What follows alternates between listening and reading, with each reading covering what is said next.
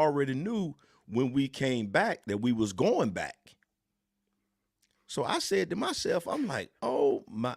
And this was in your 17th year. This was in my 17th year. Okay. So I'm thinking we already got to go back because we started training to go back. So listen, it started my 16th. So from my 16th, 17th, 18th, and 19th year, my mind was in combat mode. Okay. You go to Iraq for a year, you come back, but you're training to go back. So your mind is already in combat mode. It was a mess. It was a mess. And then, when the programs are not like they are now. Now they have a much better program. I mean, when we came back, the first thing they asked us when we got off the plane, do you need to talk to somebody? No, I don't need to talk to somebody. I need to go home, get me a beer, and have some sex. I'm just being real. I've been gone for a year. Right. So we figure, if I tell them something wrong with me, or if I tell them I got to stop and talk, they're going to hold me up from going to see my family. So we implemented something for them to say, hey, you need to ask people 30, 60, and 90 days. How are you doing? Because once you start reintegrating back with the family, that's when you start seeing issues. What is that? What is that 30, 60, 90 days? What is that? Okay. When you get back, you got to be reintegrated with your family. So the first 30 days, you excited to be home with your family. You excited all this. Now, here come the 60 days. Now we got to get to, the wife was paying all the bills or the husband was paying all the bills. They had everything. So now it's like, hey, I got to reintegrate this person back into the family, and that's during that 60 days, you can find out, okay, something ain't right here. We just arguing just a little bit too much. He's just drinking just a little bit too much. He's numb. He's not there. He's not present. Right. Now, in that 90 days, it's like, okay, what are we going to do now? It's time for help. It's time for counseling. It's time for something. So it gives you a period of time to recognize something is wrong because the first couple of days, you still in honeymoon. You back home. Right. That wasn't there for. I don't remember that being there because I went in 04. Okay. And then I went back in 06. Oh, and then That's what I'm saying. It wasn't there. Right. I was with Fort Hood, so I came over there and we went to Kuwait first, the first time, and then we convoyed all out there. Then I was I had a kind of I was different fobs. Yes, sir. Because I was a food service specialist, so I was a cook. So some fobs for operating bases didn't have dining facilities, and them men and women, man, you only could get so far with the MRE. Correct. Correct. So we would have to go, because over there we were only in control of rations. Like the truck would come in, we would count the rations, stock the rations, but they had civilians for cooks. Correct. Okay. So who wants to go out on special detail? All right. Yeah.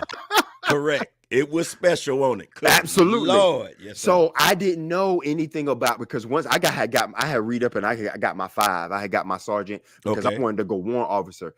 I did at some point had some behavioral issues. Yeah. I had, lost the rank, but I finally got my 5 and I was like, okay, I can go warrant. But it was after that second one, I was like, man, I'm ready. I don't want to go. I don't want to go back. So I went to Korea. So I had no time to process anything. When I went to Korea for a year and over there in Asia, it was just partying, working in the DFAC, drinking, shopping. So I never heard of 30, 60, 90. Correct. Is that something that was that implemented when you were there? No. I don't know if they implemented it. I really don't know. But you know how they do surveys? Yeah. And that's one of the things that we came out of the survey with. Now, I don't know. I'm sure they have some type of program like that now. It might not be called 30, 60, 90, but it's probably phases, because you have to, when a veteran comes back, and especially they have little kids and stuff like that, the little kids don't know something wrong with daddy. So if dad got PTSD and the child want to run up and jump on their father, they want to, play. They don't understand something is wrong with dad. Right. They don't understand something is wrong with mom. So you're processing that. Now you got finances involved. Now you still got to go to work. Now it's just so much that when we got off that plane, we expected to be integrated like that. Right. Of course. Yes. You know what I'm saying? And, yes. And it wasn't like that. So I know for a fact, because I worked for the Army for 12 years, once I got out. And that's another thing. I left the Army and went to work for the Army for 12 years. So my therapist said I didn't give my brain time to heal. My brain went straight from war to working for the government. So in my mind, I'm still in the military. Right. Because we did the same thing. And I tell you what, I drove on base one day at Fort Eustis, and they shot that cannon. Man, I lost it. Man, I lost it. I like, good God from Zion, what is going on here? So and the cannons are loud. Them cannons are loud. So it was like, you know, it was rough. It was rough. I mean, and I hid mines. When I did retire, because I put in my retirement papers in Iraq. I was actually in Iraq I had my paperwork already set before I left, and when my year hit, I gave my paperwork. Put my paperwork in, and it went through. It went through because I had a chance to retire. I had a chance to leave Iraq and get myself together, but my commander wouldn't let me. Yeah, I've been there. My first sergeant was like, let me tell you something. You need to let Hines go. He's about to retire. His paperwork is approved. Let him go. We got this. Because we was in the green zone. But people think you're safe in the green zone. You're not safe in the green zone. You get bombed every day. Every day. Yep. we got bombed every day, to the fact where you hear incoming and you just roll over in your bed and be like, okay, Lord, is this the day? That ain't normal. Right. That's normal. Not. And we had a couple. We were so fortunate that even if we was in the green zone before coming out, because we would go outside of the towers and everything, and we had a couple duds. If they would have went off, they were so close to the motor pool. Correct. It would have took everything out. Correct. And see, and that's when you get to the point where you're not playing games with it, but you kind of laughing and like, man, that could. So it's like your mind is thinking, wow, man, I could have just died, but now I can't show that. You know, because I worked in where I worked at, I was a signal soldier, but as you notice, when you went to war, everybody, whatever your main job was, whatever they needed you for, you was gonna do that. Yes. Yeah. So I was in charge of the badging office for everybody that came into the Iraq. I mean, that came into the green zone. So when they had that first sitting of the Iraqi government, I was in that building. Wow. I badged every person that came into that green zone, that new government. I had every person had to come to my office and put their fingerprint on that scanner in order for them to get a badge. And we used to always say, well, this is the day we're going to get bombed, y'all, because they was bringing so many other important people there. Right. So we sitting here playing games in our minds, you know, like, bro, this might be the day. Yes. Because when they, see, the thing is, when they say they bringing in high important people, you already getting the security alerts. So you already know everything is heightened. So you already know what could possibly happen. So you talking about being on guard? Yeah. Oh my goodness. Head on a swivel, looking up and down, startled by every little thing. So it is something that I'm not gonna say I'm happy it happened or wish it never happened, because this was my destiny. You know, this was my destiny. I appreciate you saying that, because I get a lot of those type of questions too. Like, do you regret a lot of things that happened in your life? And I have to take inventory and look, man, some things, it's just what it was. It was my fate. And I had to deal with it. Correct. And I thank God for where I am, because it made me the man I am today. It made me the person I am today. With that being said, and I feel like you share my sentiment. How did that? So 2 tours right when you were about to retire. Right when I was about to retire. Understanding where you were in an instant. In an instant, we could not be here today. Correct. Speaking with you, speaking to the listeners and the viewers, and being blessed and being able to give back and do what we do in service. How did that transition over to, okay, now I'm back home? What was how did you learn about PTSD? Because for me, I didn't know anything about it. Correct. It was the opposite for me. My commander, because I went to an ADA unit, which was Air Defense Artillery. I was in there too. Only thing that most of my unit only knew stateside Korea. Some of them didn't see combat. So me coming in there as a combat veteran or a soldier at the time, and when things started to hit the fan, they didn't really understand what's going on with Sergeant Fields. Right, 0 to 100.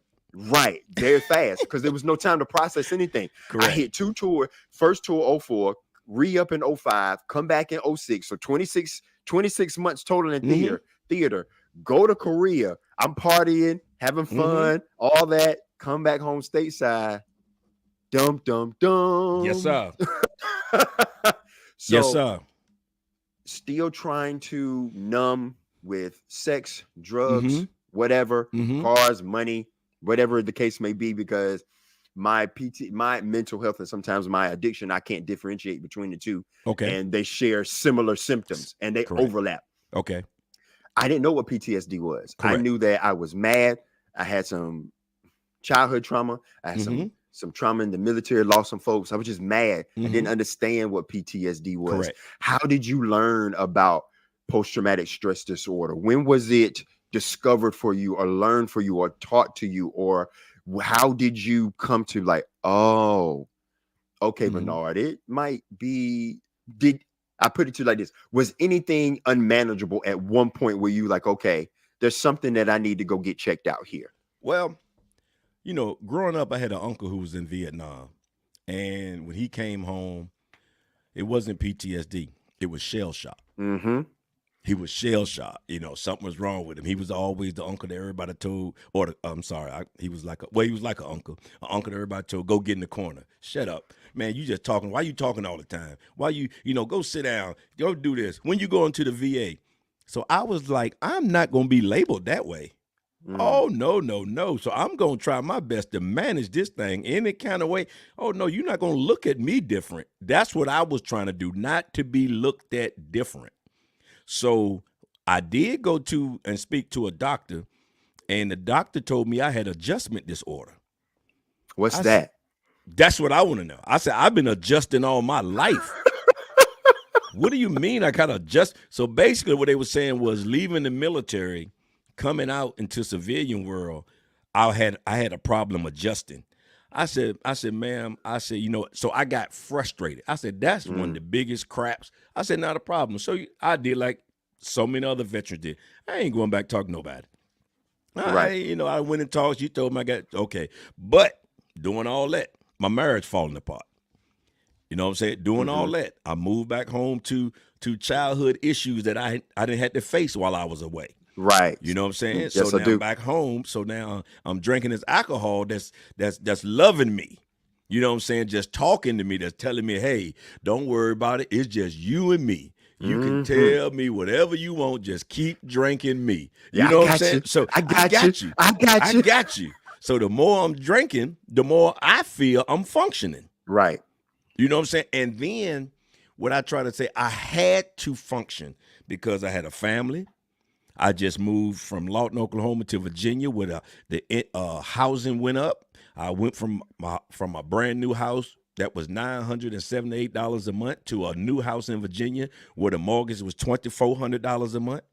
So now I'm struggling trying to find a job, trying to function in this family, trying to function with little kids who are infants, who was like 3 and 5. So now I'm dealing with kids screaming. I'm dealing with uprooting my family 6 months and moving back home, trying to find a place. Everybody thinking I'm coming home to be the same person I was when I left. It was chaotic.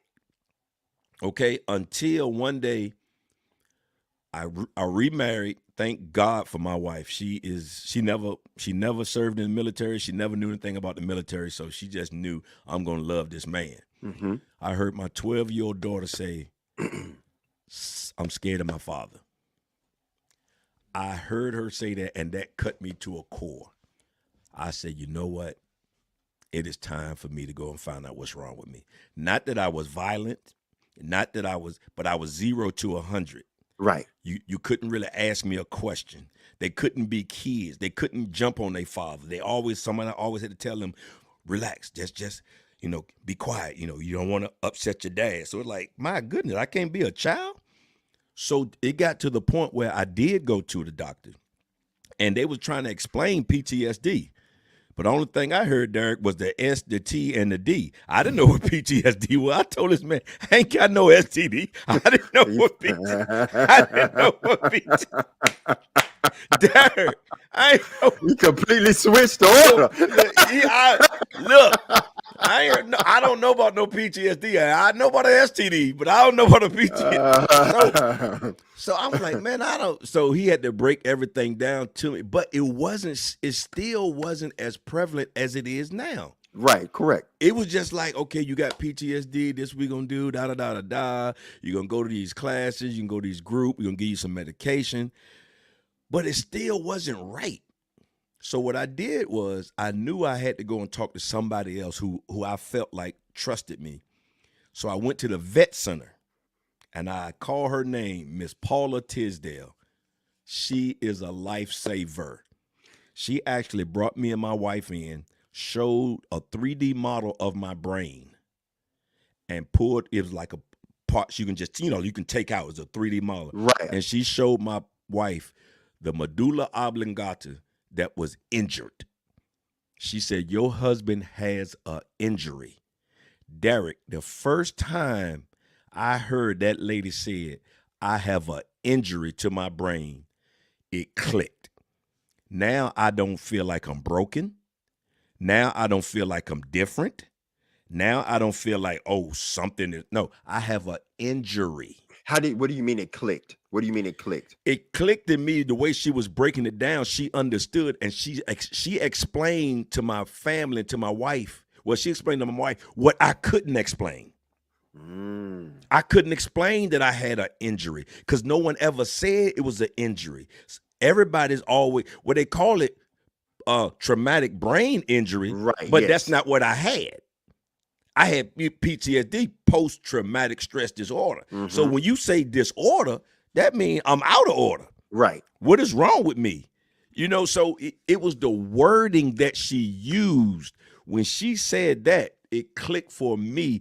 I'm not going to say right then, but it started clicking for me that, wow, okay. So the more I started going to her, the more she started breaking it down, the more she started bringing in my kids and explaining to them the stuff that I couldn't explain. Because I was trying to say it. I was trying to, but the wording she put to it, they understood it, and it made our whole life, our family, so much better because they saw their father in a different light. Because first of all, as you know, when a person is suffering from PTSD, post-traumatic stress disorder, they are withdrawn. Yes. They can be withdrawn. They can be numb. They can be in a place, but not present. Not present, right. So not being present, that made my wife feel like, well, maybe he don't love me no more. You know what I'm saying? Well, maybe he don't want to be with me. And it made my kids like, well, what am I doing that my father don't want to be around me? So it's not that. So it's what it made the other person, it made my other family feel like something that I was being withdrawn from them. But her explaining that made everybody feel like, okay, it's not me, it's the injury. So now let's treat the injury. And that's what we started doing. Was that, for me, I know it took a long time to, okay, I need help. I went through a lot of losing my family, breaking my family up, just doing wrong. I was violent. And I had to make amends for that. And I thank God that me and my kid's mom are at a better place today. Good. Still reconciling the relationship with my daughter. Okay. But that's going to take time, and I trust God for that. Correct. It was hard for me. I like how you know her name. I got 5 because I've been in psychiatric units. I've been in detox. I've been in residential treatment facilities when it comes to addiction.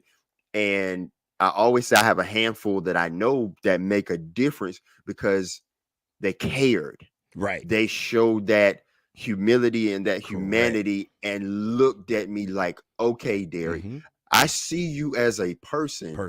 I don't see you as a number. I'm not looking at my clock or my watch. I don't need a pay. I'm not here just for a paycheck. I'm here because this is life and death for you. And I want to see you overcome. I want to see you recover. I want to see you thrive. And it took a long time for me to trust. It took a long time. I still got a trust issue. Yeah, same.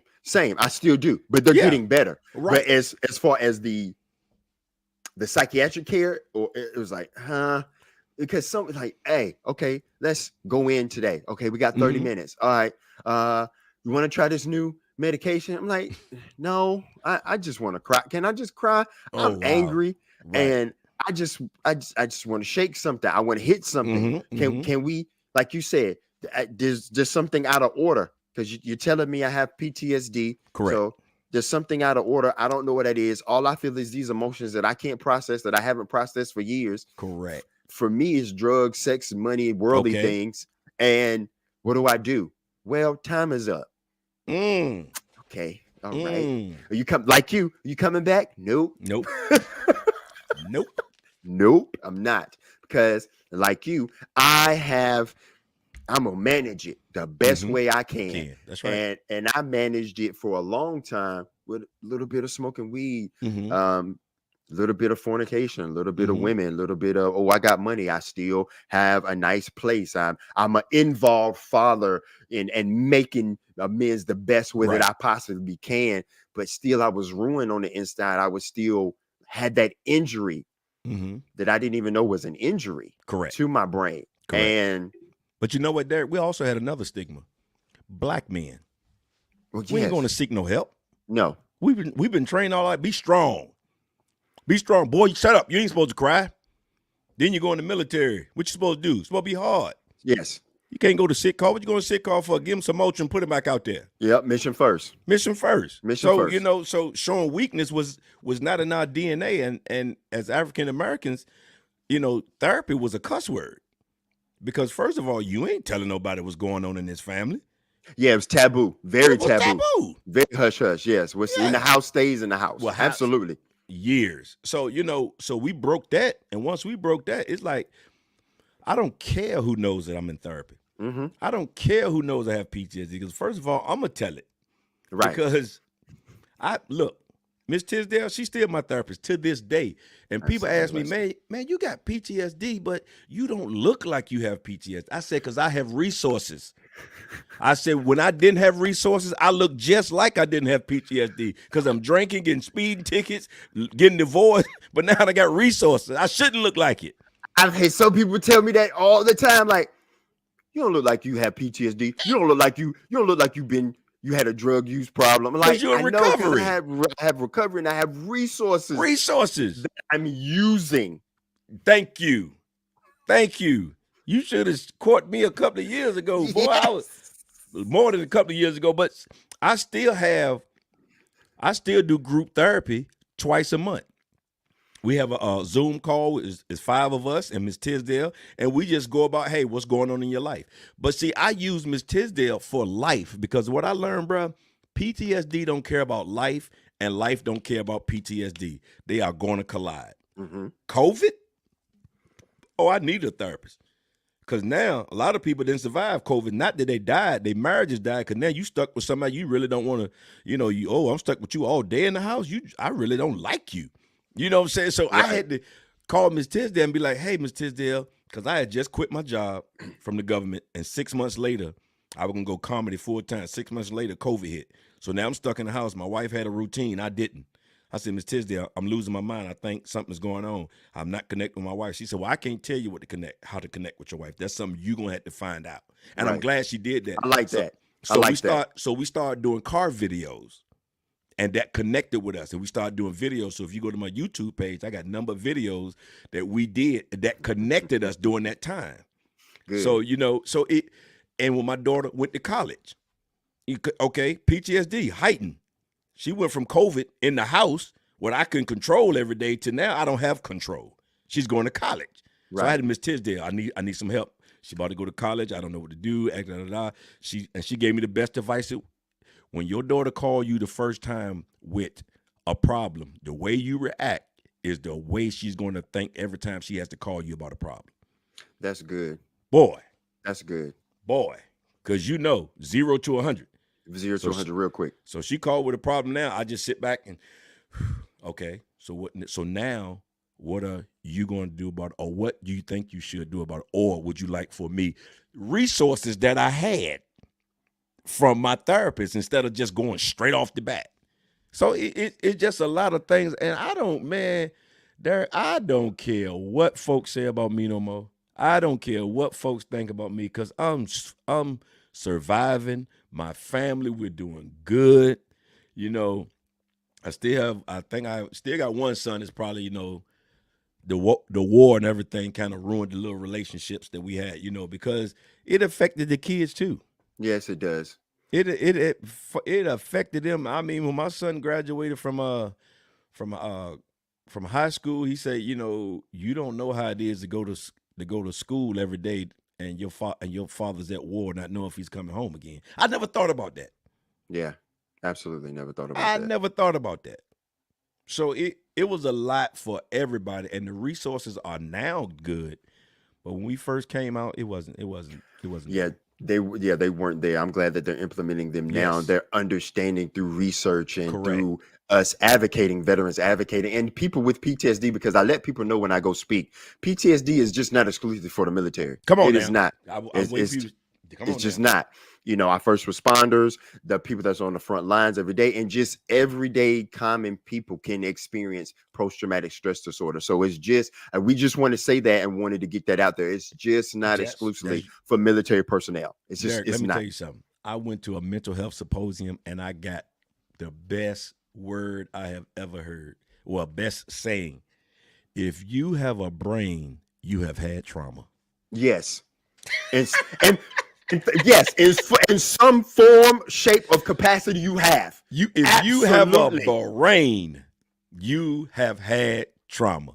And I thank you for saying that, because I've had discussions, sometimes irrational, sometimes rational, sometimes intellectual conversations.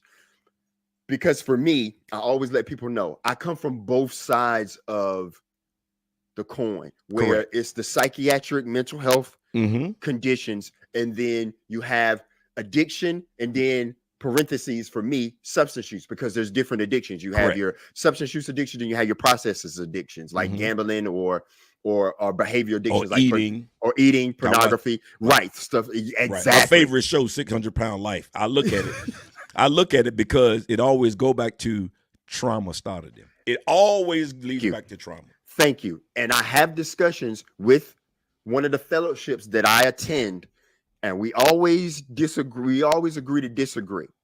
I say, listen, and I've talked to my wife as a therapist as well. She's a rec therapist. And I was like, listen, as a child, yes, I may be predisposed to a gene that is innate in me that could get turned on at any time with addiction, could get stimulated at any time. But at the same time, if I am a child, if I am 3, 4, 5, 6 years old, and there is an adult, a parent figure, a guardian, mom and dad, and I experience trauma in some way due to the lack of responsibility from that adult, including myself, because I know I've caused trauma to my children. Correct. Me too. How can you hold, if that trauma triggers a mental health disorder or an addiction disorder, how in this can that child be culpable and be like, I take everything on me and there was no such thing as trauma? I don't that's where we disagree. I don't understand that type of thinking. It's like, no, that child can't be responsible for that adult traumatizing them. So if something is triggered in a disorder or in a mental health disorder or a substance use disorder or an addiction disorder, as they grow up, yes, as they start reaching early adulthood and understanding consequences, yes. If some things are self-inflicted, sure. The things that I need to take accountability for, that I add to my not using my resources, or I need to self-medicate, sure. I need to take accountability, culpability, and amend that. But if there is trauma because of an adult that was in my life that caused it to me as a child, I'm not blaming them. But what I am doing is I had trauma. Yes. Please acknowledge that. Can I say something? And this is going to get deep. Yes, please do. It's going to get deep right here. Okay. I got circumcised at about 6 or 7 years old. I remember it just like I'm talking to you. Now, my mom worked at the hospital. Same hospital. My aunt worked at the hospital. My grandmother worked at the hospital. Everybody told me it won't gonna hurt, all this other good stuff. So you lied to me. Okay? Yeah. So now, every time it was time for me, after I got healed and everything, every time it was time for me to go back to the hospital to even pick them up or drop them off, there was trauma that they're lying to me, and they taking me to the hospital for something else. They taking me to the hospital. I mean, this was from 6, 7, 8, 9, 10, 11, 12, 13 to when I broke my wrist and went to the hospital. I was terrified because people always say this is not going to hurt. It was the worst pain. They had to snap my wrist back in place. Okay. So now, if my kids are going to the hospital or and it might hurt, I let them know this is going to hurt. Yes. But you're going to be okay. I hurt my shoulder playing football in high school, and I did not go to the doctor for a whole year till my shoulder kept popping out of socket because I was terrified of going to a hospital because of the trauma I felt at 7 or 6 or 7 years old to like hospitals. I said, these folks lied to me. So now every time it was time for me to go to the hospital, I was terrified. Till no more than my grandson, when he turned 2, he had a birthday party. Okay, they was blowing up balloons. He was doing real good. They was blowing up balloons. The balloon popped. The rest of the party, he had his hands on his ears the whole time. Now, we took him outside, the hands came off. We took him back inside, his hands went on. We took him to the front, hands came down. We took him back inside, hands boom back. That even though that was his little trauma, like something in that room scared me. So we had to work through it the rest of the time to get him to say, understand it's okay. So it's just like, man, once you learn trauma, and that's why I call it processing traumatic situations differently. I can't sit up here and tell you, Derek, I went through the same thing you went to. We went to war the same time twice. Why are you acting like that? I can't tell you that. I appreciate that, though. I appreciate that honesty. Yeah. I can't tell you that. We got to sit back and say, you got people that grew up in the same house, brothers and sisters, and they'll tell something, well, I felt different. Oh, no, you didn't. How you going to tell me how I felt? I'm not everything ain't true. Everything ain't. But once we acknowledge, okay, this is how you felt. Now let's talk about the reality of it. That's the key. We got to get to the reality of it. Then you figure, okay, yeah, I was wrong in the department. It wasn't like that. Or you're right. I should have done X, Y, Z. So we got to just stop trying to make folks feel like, okay, my trauma is bigger than yours. If your trauma is affecting you to live a life that is pleasing to God and where you are doing what you are born to do, then you need to address it. I'm with that 100%. And there may be also, you might not get the apology that you think you need or ought to get. Yep. So be okay with that too. Yep. I had to learn that in therapy as well. And one of my therapists, Miss Tanya, like, Dick, you may not ever get that apology. Yep. That's right. I was like, a long time to remember that. It took me a long time to get over that one. Yep.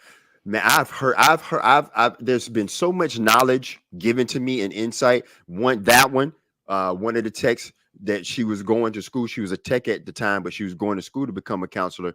I was doing a CBT, cognitive behavioral therapy, and I was coming out of there, and she was like, Derek, come here. I was like, yes, Miss Tiffany. She was like, what's wrong? I'm like, I'm mad at my dad. He hurt me. She pulled me close and said, you've hurt people too.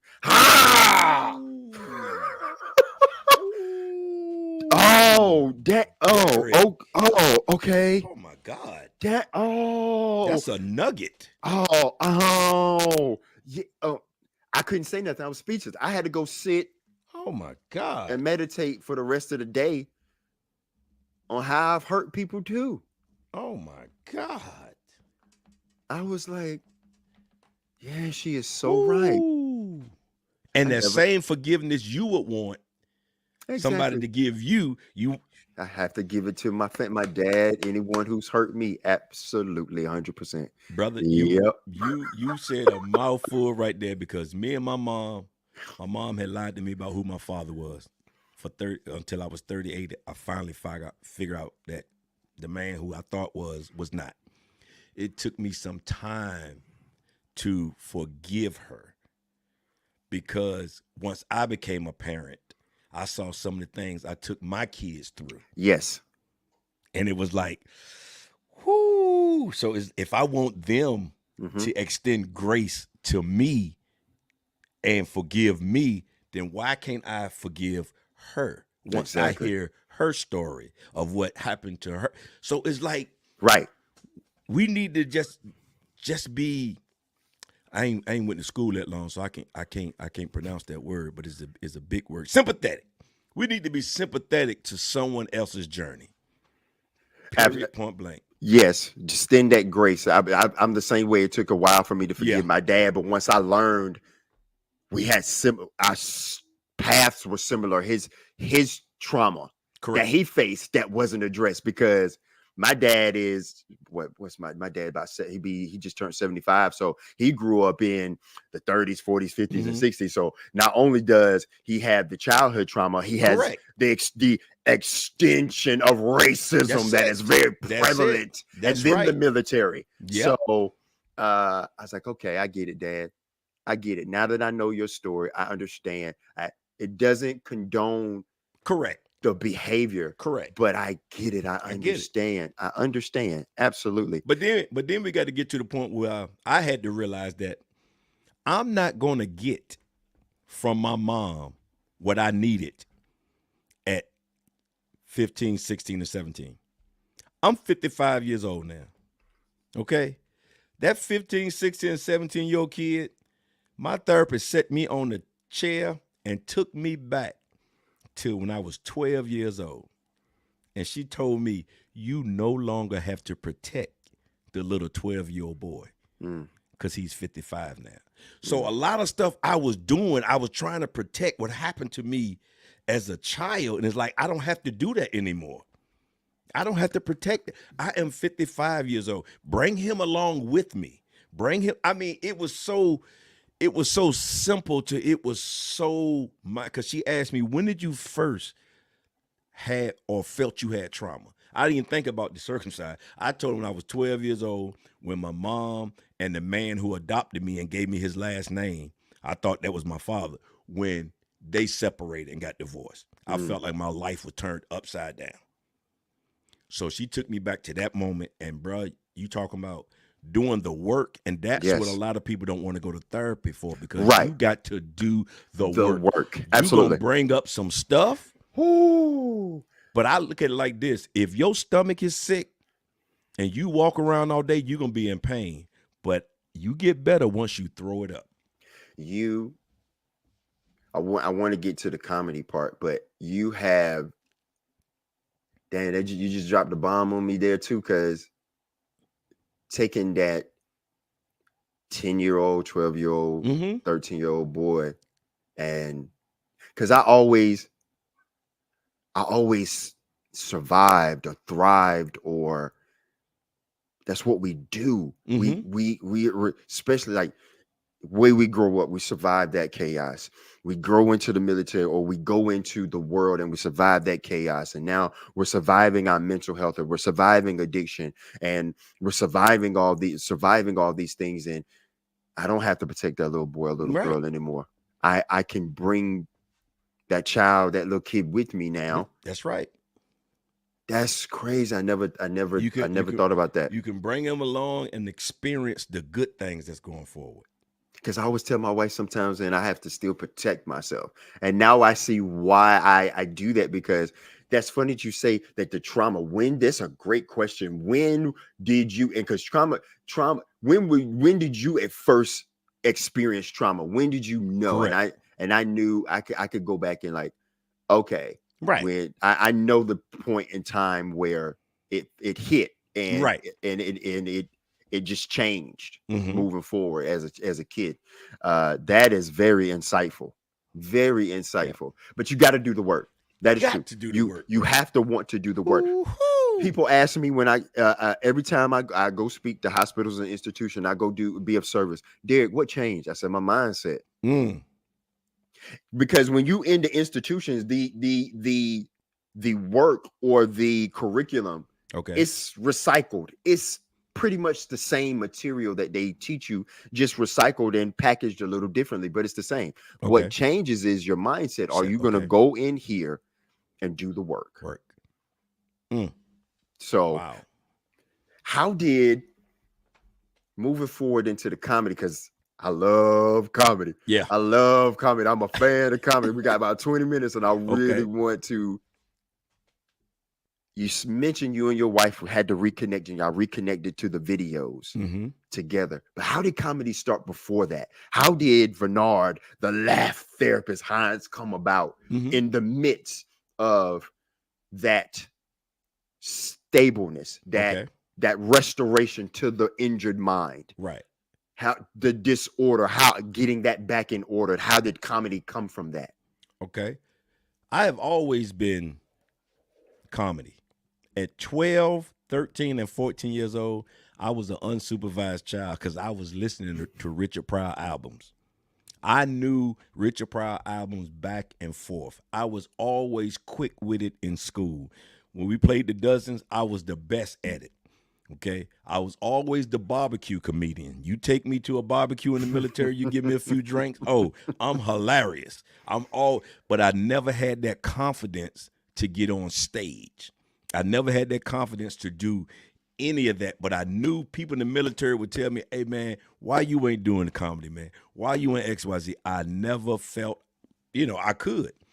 So I'm doing jokes. I'm being funny. And one day, I was leaving Lawton. I was retiring when I was leaving. And the lady in my church cornered me and she said, "Let me tell you something.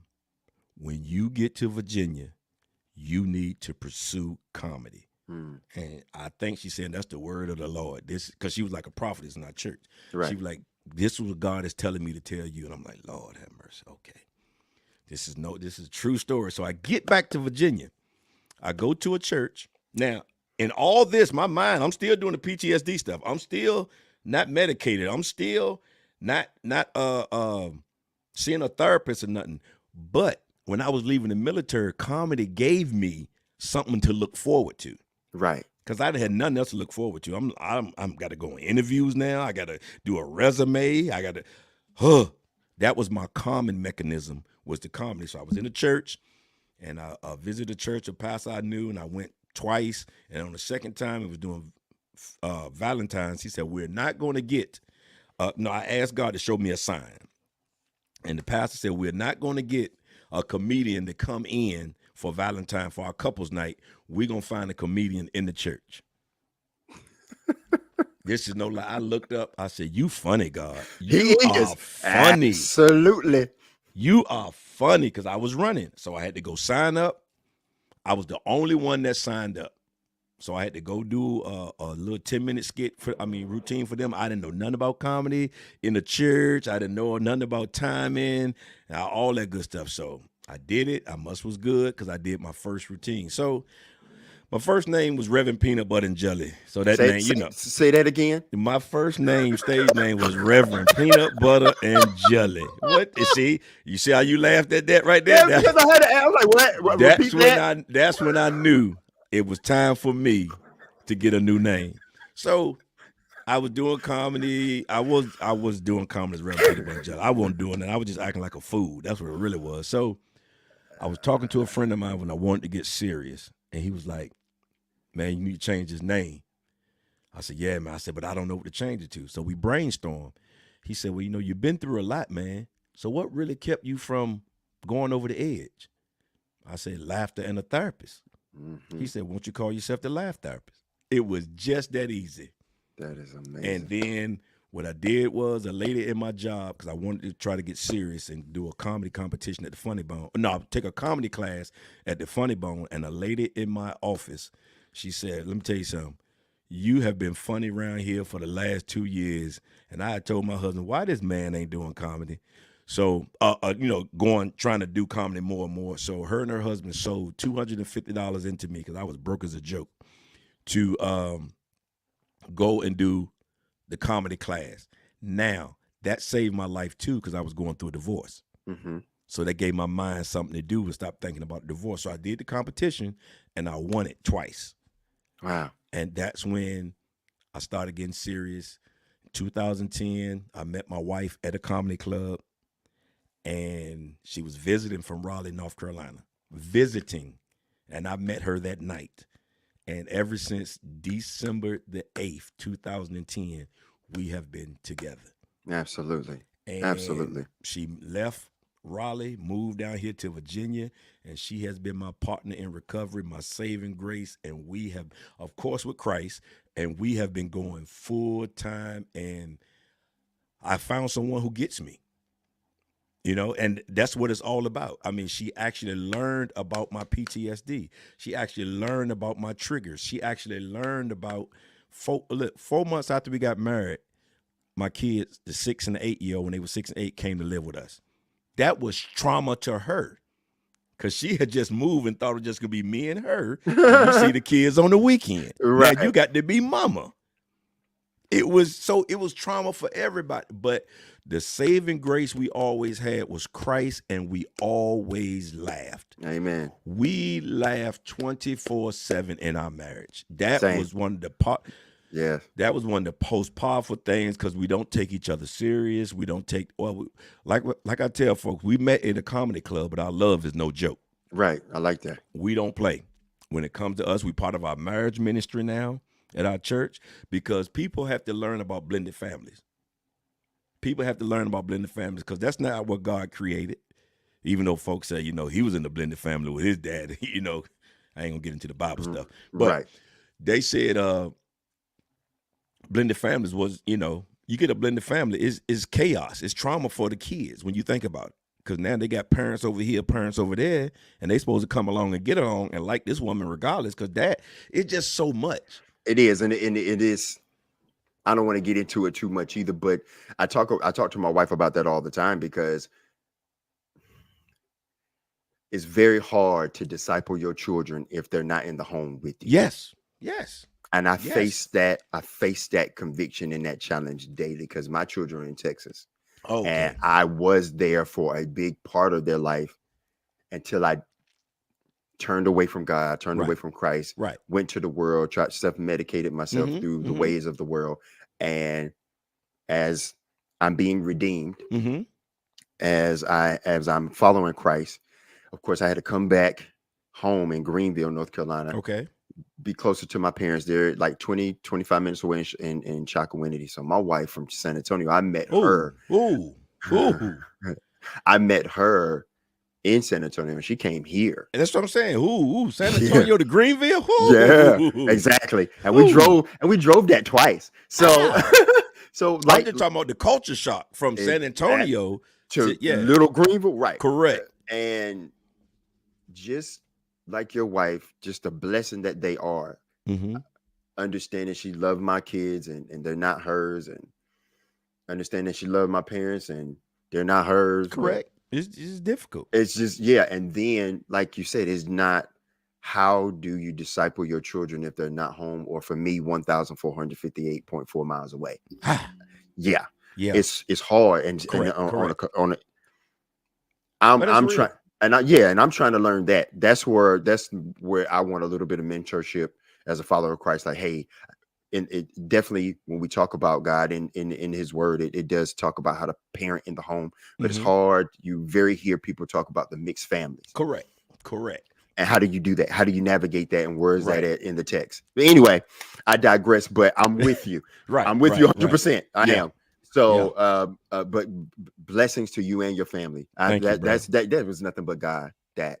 Nothing but God, bro. We give him all the glory. Absolutely. It ain't no way in the world, because I know it was rough on her.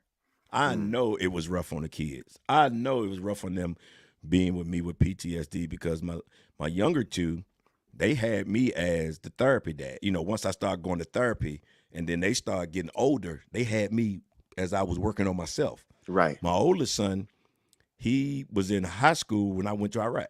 First time. He was in high school and I went to Iraq the second time. So he really didn't have the therapy PTSD dad. Right. Yeah, you know what I'm saying? He had the PTSD dad that, was all over the place. And he like, okay, I can't really get him upset. I got to, so he felt like he was fending for himself a lot because I was not emotionally there. Right. And I have apologized. I have, so we'll see what God has to say about that, because there's ain't but so much you can do once you have apologized, once you have made amends, once you had understood your ways. Now I'm moving forward. Right. That sovereignty. There you go. Yeah, you got that right. And that's another thing that my wife is always like, what you always say God trying to teach you? To trust him. Good gracious. I don't like them sometimes, bro. I really don't. I mean, what you say God always try to teach you, Dad? Yeah. To trust him. Yeah, you ask God for a godly wife, and then they want to throw all that stuff on you. To trust him. What he teach you, Dad? Trust him. Trust him. And I say it like, I gotta trust him. I gotta trust him. I gotta trust him. Yeah, I know. I gotta trust him. That's the lesson he's been teaching me since forever. Is just I gotta trust him. Right. And so, listen. This has been a fantastic interview. Derek, I'm mad at myself because, and I'm gonna tell you why. And because in the first beginning, I saw it. I forgot to hit the button. I saw it, and I was like, I saw it. I said, I don't know how you gonna fix this one, but I saw it. Lord was just like, hit the button. Let's keep on moving. I saw it. And you gotta let him know. And I tell people, my dog is on me, but I tell people, listen, we're finite creatures. We make mistakes, but we keep pressing forward, and it's okay. Because I really wanted that intro, because it was a really good intro to the show, but had to pivot. Yeah. But I'm sorry. No problem. No problem. I am. That is. I'm a very. I don't want to say pride, but I like having a good tight show. I like being professional. Of course. Right. But yeah. Look, I tell you what, when we get off this, I can show you how we can fix it. Okay, cool. Yeah. Thank you. Absolutely. See, people? That's what recovery is about, baby. I'll show you how we can fix it. Real quick, where can they find you? What is your website, YouTube channel? Where can people find Vernard, the Laugh Therapist Hines? Well, the good thing about it, I'm Googleable.